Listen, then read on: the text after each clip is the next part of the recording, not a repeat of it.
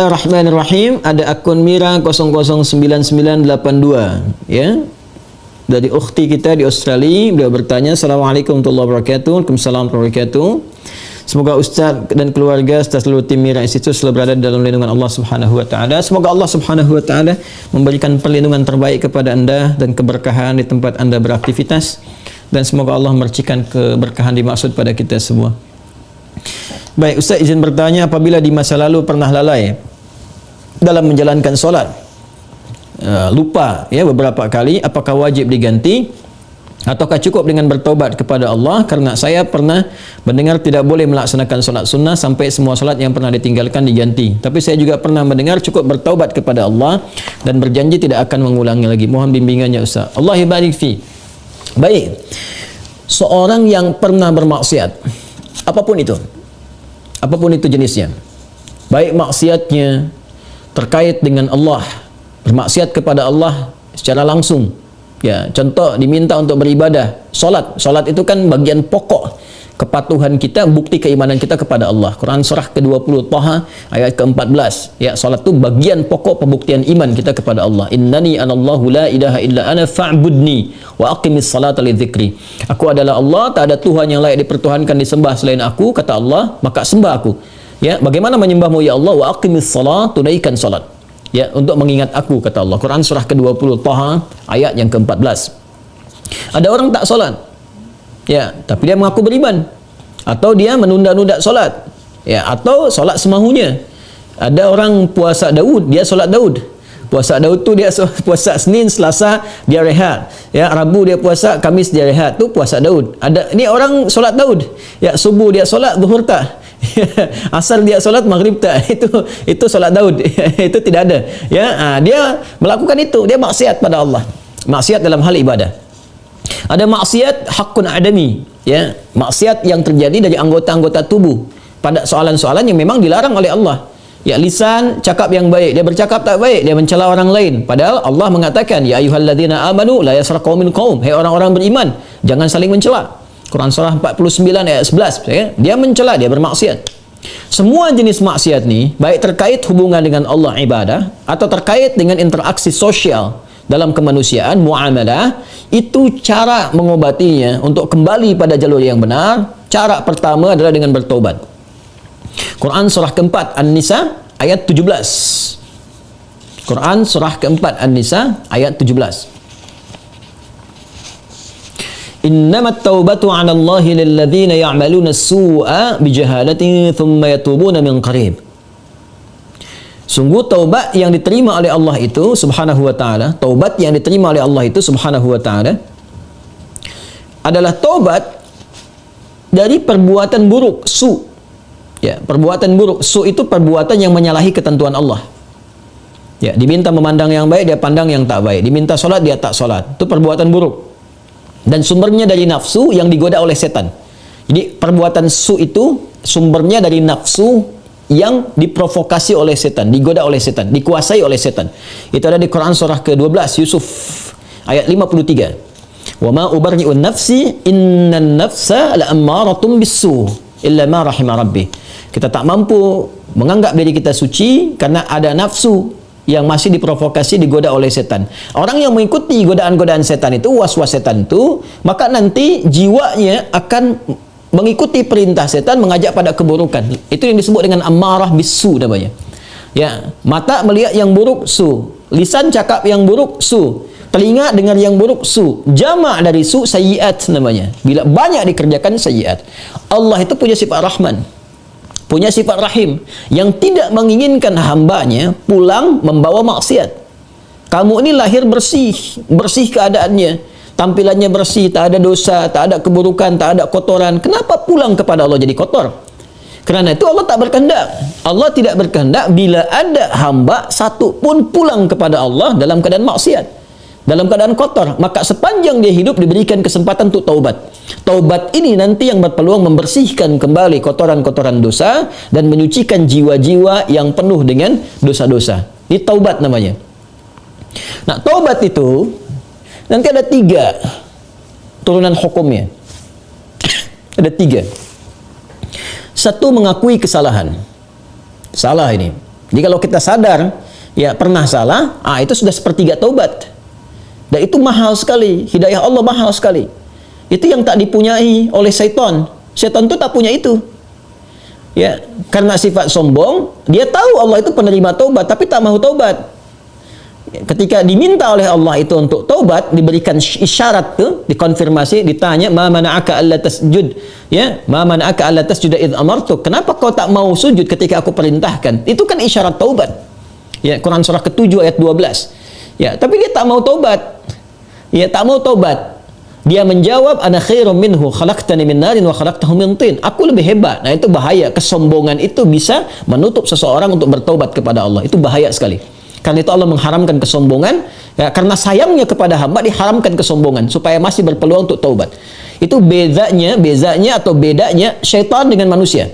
Ingat ya, manusia salah karena ada nafsu, tapi manusia taubat. Adam manusia diberi contoh oleh Allah, ya, supaya bisa diteruskan pada anak cucunya. Diberi contoh, Adam keliru, lalu kemudian diberikan jalan taubat. Al-Baqarah ayat 37. Fatalaqqa Adamu min rabbih kalimatin fataba alaihi. Adam menerima talaqi ayat-ayat taubat. Ya, dia memohon kepada Allah, Rabbana zalamna anfusana wa illam taghfir lana wa tarhamna lanakunanna minal khasirin. Taubat, dia diterima taubatnya. Syaitan salah, diberi kesempatan taubat, dia tak taubat. Ya, jadi jangan ikuti jejak syaitan. Wala tattabi'u khutuwatis syaitan. Quran surah kedua ayat 168. Jangan diikuti langkah syaitan. Kita beza dengan syaitan, kita beda dengan syaitan. Manusia salah, manusia taubat. Syaitan salah, syaitan tak kenal taubat. Jadi kalau ada manusia bersalah, pernah berbuat salah, tak mau dia taubat, itu patut diduga boleh jadi sedang dikuasai oleh syaitan. Nah, jadi kalau ada pertanyaan, itu pertanyaan fitrah. Ya, saya pernah salah. Itu selalu ada fitrah itu.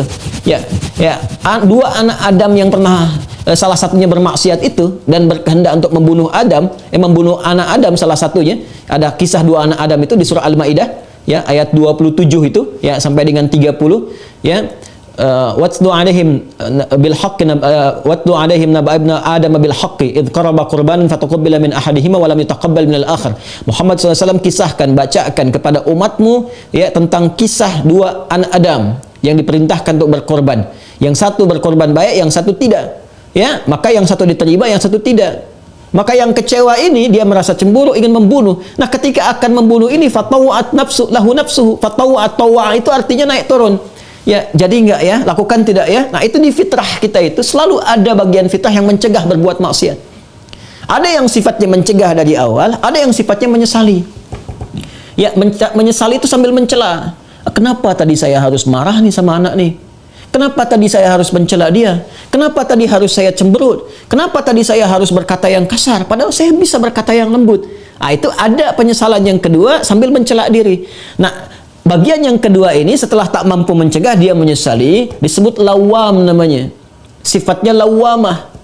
Ya, makanya ada yang dikenal dengan nafsul lawamah. Diri, jiwa yang mencela. Kenapa melakukan itu? Nanti puncaknya terjadi di akhirat, saat kembali, saat hari kiamat. Ya, banyak orang menyesal, kenapa dulu tak begini? Kenapa dulu harus begitu? Nah, itu ada di surah Al-Qiyamah, surah ke-75 ayat yang kedua. La uqsimu biyaumil qiyamah wa la uqsimu bin nafsil lawwamah. Ya, aku bersumpah, kata Allah, ya, ada di jiwa-jiwa itu sebetulnya yang menyesali perbuatan buruk itu kenapa terjadi. Nah, taubat itu karena harus membuktikan kesungguhan untuk berubah, itu harus menyentuh kepada jiwa yang terdalam tadi. Karena itu harus ada unsur pengakuan, yang kedua unsur penyesalan.